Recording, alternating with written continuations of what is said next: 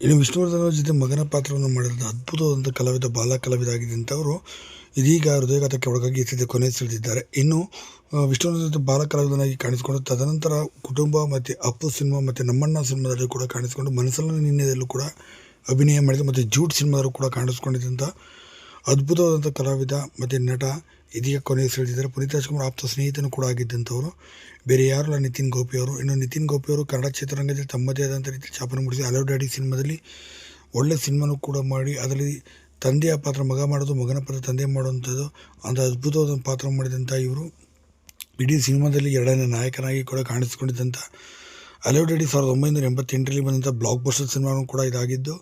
So ಇಂಥ ಸಿನಿಮಾದಲ್ಲಿ ಅಭಿನಯಿಸಿದಂಥ ಅತಿ ದೊಡ್ಡ ನಟ ನಿತಿನ್ ಗೋಪಿ ಅವರು 38ನೇ ವಯಸ್ಸಿನಲ್ಲಿ ಹೃದಯಘಾತಕ್ಕೆ ಒಳಗಾಗಿ ಸದ್ಯ ಮುಂಜಾನೆ 2:30 ಸುಮಾರಿನಲ್ಲಿ ಕೊನೆ ಸೆಳೆದಿದ್ದಾರೆ ಎಂಬ ಮಾಹಿತಿ ಕುಟುಂಬದವರಿಂದ ತಿಳಿಸಿದ್ದಾರೆ. ಸದ್ಯ ಇಂದು ಸಂಜೆಯ ತನಕನೂ ಕೂಡ ಅಂತಿಮ ದರ್ಶನಕ್ಕೆ ಕೂಡ ವ್ಯವಸ್ಥೆಯನ್ನು ಕೂಡ ಮಾಡಿದ್ದಾರೆ ಅಂತ ಹೇಳಲಾಗುತ್ತೆ. ನೀವು ಕೂಡ ನಿತಿನ್ ಗೋಪಿ ಅವರ ಫ್ಯಾನ್ ಆಗಿದ್ದರೆ